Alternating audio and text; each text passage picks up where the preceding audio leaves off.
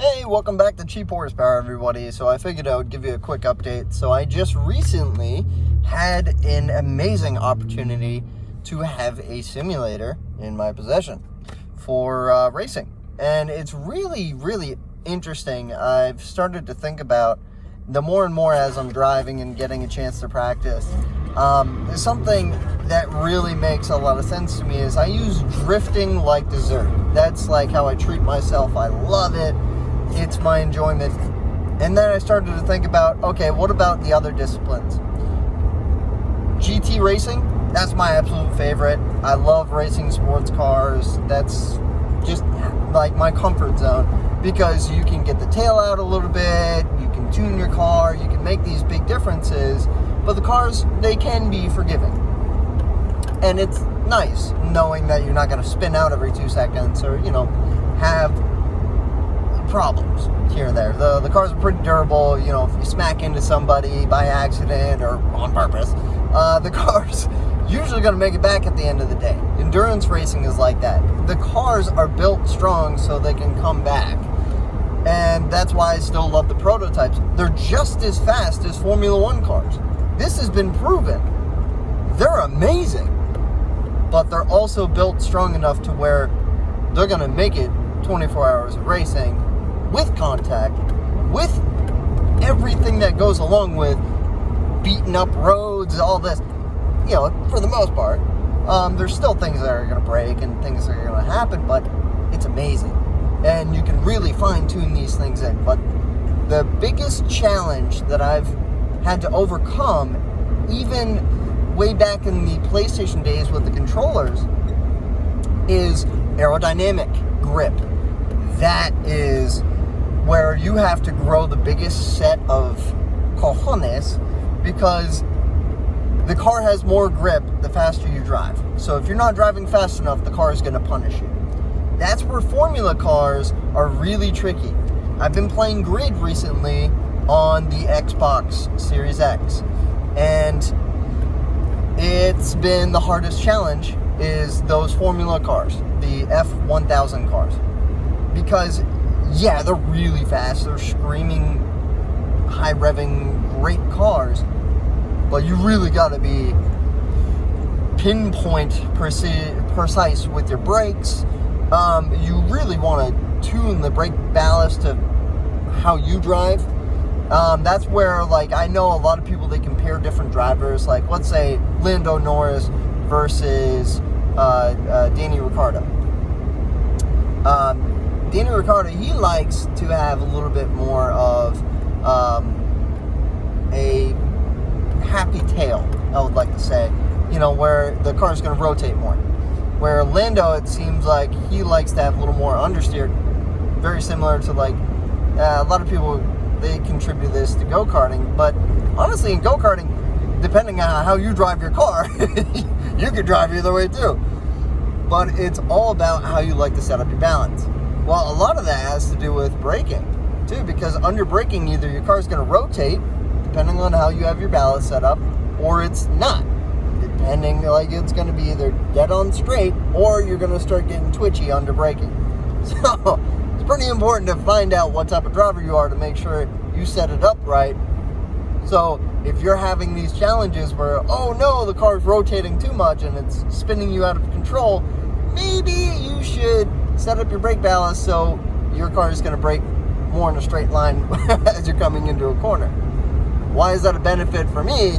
Especially with being a drifter guy, I like that. Like I said, that's like my dessert, is I've found a way to use that to my advantage.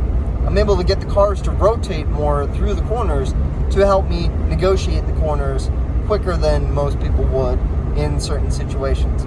I've been practicing at Suzuka on my sim, and I'll go lap after lap after lap with the GT2 Porsche, like the RSR, the one that's black and white, and it's got the little red accents, that one.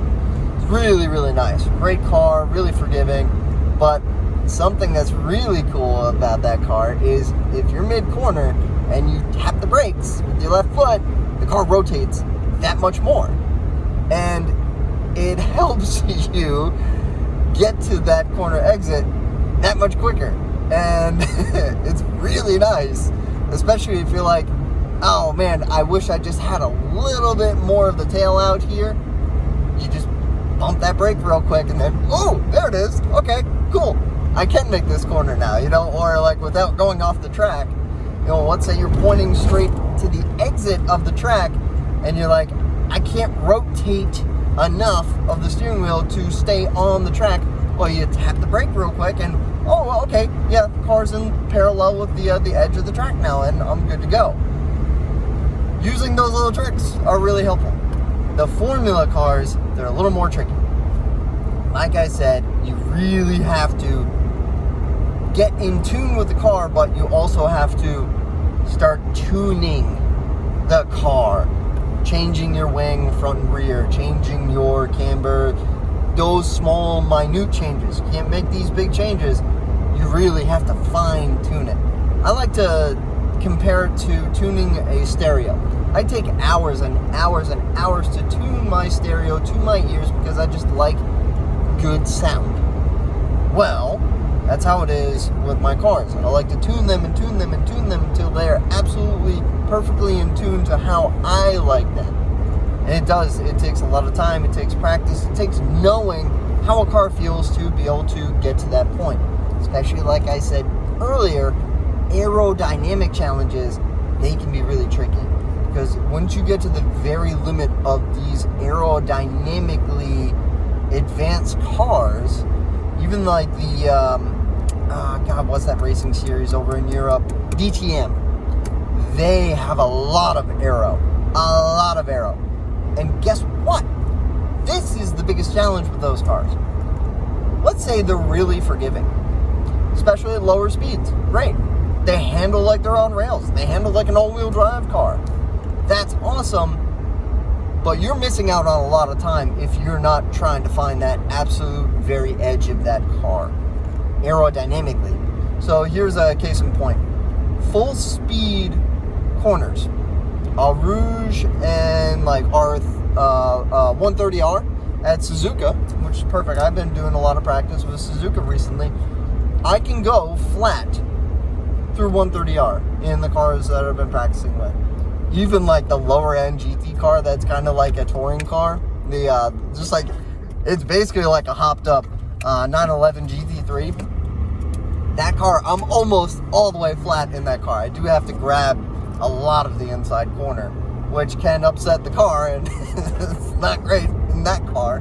It's not as forgiving as the the one class above, but it is one of those things where I notice with aero, the faster I drive that one step above, it does have that aero benefit now. The faster I drive it through 130R, the more it sticks. Whereas if I were to go a little bit slower, the car gets squirrely and there's potential for that car to spin out.